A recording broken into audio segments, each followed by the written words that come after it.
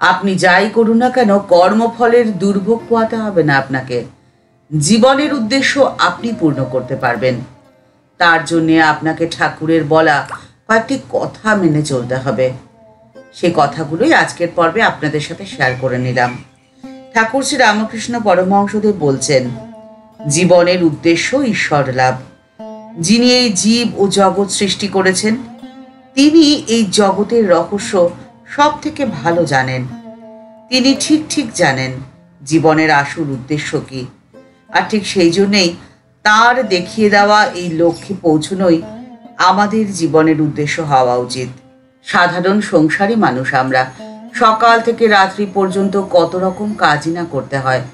সেই সমস্ত কাজ যদি ভগবানের পূজা বুদ্ধিতে করতে পারি, তাহলে যে কর্ম আমাদের বন্ধনের কারণ হতো, তাই হয়ে ওঠে মুক্তির সোপান। ভগবান শ্রীকৃষ্ণ গীতায় অর্জুনকে বলছেন, যদি যজ্ঞের জন্যে অর্থাৎ ভগবানের পূজার জন্যে কর্ম করা হয়, তাহলে সেই কর্ম আর বন্ধনের কারণ হয় না।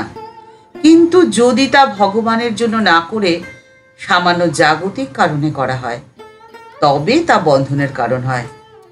যেমন দেখো, আগুনের মধ্যে যদি একটি সুগন্ধি ফুল ফেলে দেওয়া হয়, তাহলে সেই ফুল নিজের রূপ গুণ হারিয়ে ছাইয়ে পরিণত হয়।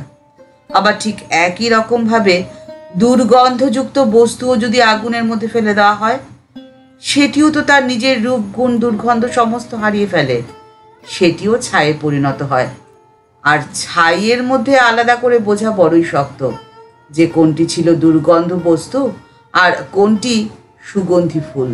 সেজন্যই ঠাকুর বলছেন যে আমরা যা কর্মই করি না কেন, তা যদি ভগবানের পাদপদ্মে সমর্পণ করতে পারি, তাহলে শুভ বা অশুভ সমস্ত কর্মই ভস্মীভূত হয়ে যায়। ঈশ্বরে নিবেদিত কর্ম আমাদের আর বন্ধনের কারণ হয় না, হয় মুক্তির সোপান। যোগ শব্দের অর্থই হলো সেই উপায় বা পদ্ধতি যার মধ্যে দিয়ে আমরা ঈশ্বরকে জানতে পারি। সনাতন বৈদিক ধর্মে ভগবানকে জানার জন্যে নানান রকম পথ বা উপায় বলা হয়েছে। প্রত্যেকটি পথকেই এক একটি যোগ বলা হয়, আর কর্মযোগ হলো এই পথগুলোর মধ্যে একটি পথ।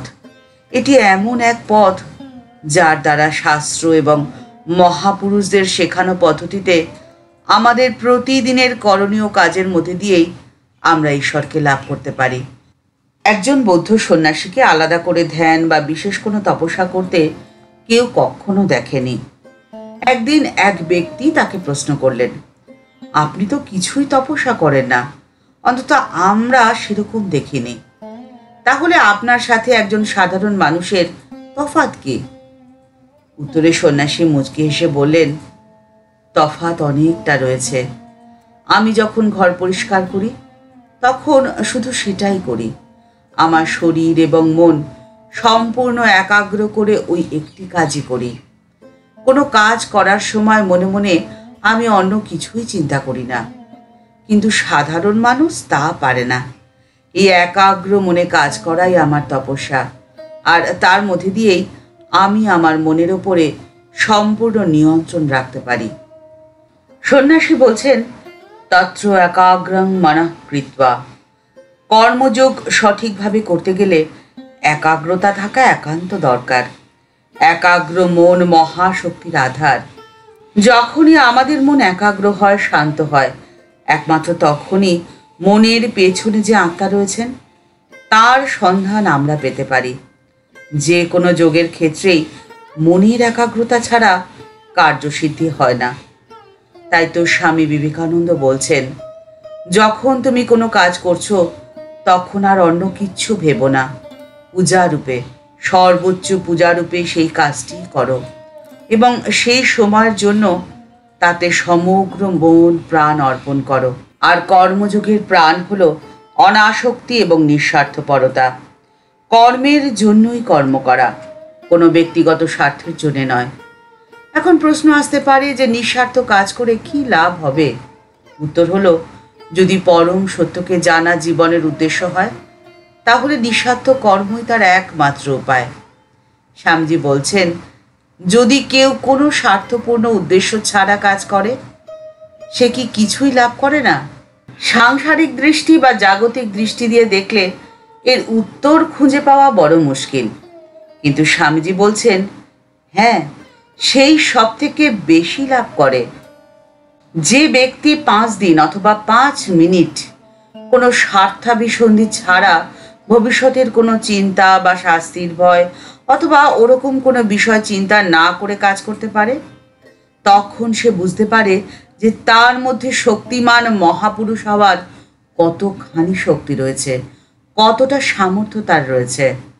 আর যখনই আমরা নিঃস্বার্থভাবে কাজ করতে চেষ্টা করি, তা আমাদের কাঁচা আমি থেকে পাকা আমের দিকে নিয়ে যায়।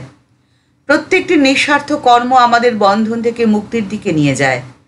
স্বামীজি বলছেন অভিসন্ধি শূন্য হয়ে যে কোনো ভালো কাজ করলেই তা আমাদের পায়ে একটি নতুন শৃঙ্খল সৃষ্টি না করে যে শৃঙ্খলে আমরা বদ্ধ রয়েছি তারই একটি শিকল ভেঙে দেয়।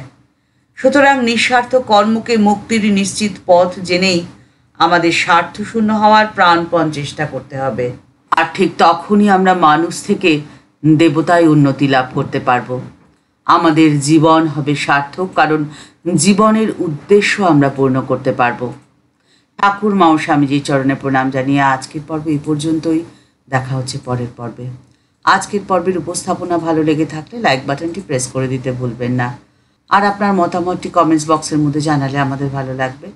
আপনি যদি এই চ্যানেলে নতুন হয়ে থাকেন তাহলে চ্যানেলটিকে সাবস্ক্রাইব করে বেল বাটনটা ক্লিক করে দিয়ে অল বাটনটিতে ক্লিক করে দিতে পারেন। তাহলে এই চ্যানেলে ভিডিও আপলোড হওয়ার সাথে সাথেই আপনার কাছে নোটিফিকেশনটি চলে যাবে। সবাই ভালো থাকবেন, সুস্থ থাকবেন। দেখা হচ্ছে পরের পর্বে। নমস্কার।